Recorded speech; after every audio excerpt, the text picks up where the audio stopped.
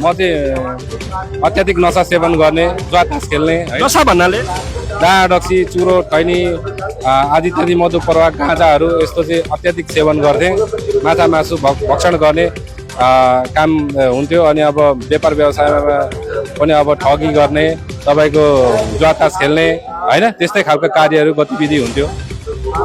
भनेपछि त्यो गलत गतिविधिलाई चाहिँ यहाँले ठ्याक्कै छोड्नुभयो अहिले?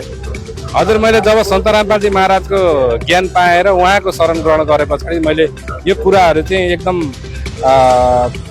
पापको काम रहेछ, पापको भागी बन्ने रहेछ भन्ने ज्ञान जब मैले पाएँ, त्यसपछि त मैले यो चिजहरू छोडेर चाहिँ सन्त रामपालजी महाराजको शरण गरेको सर।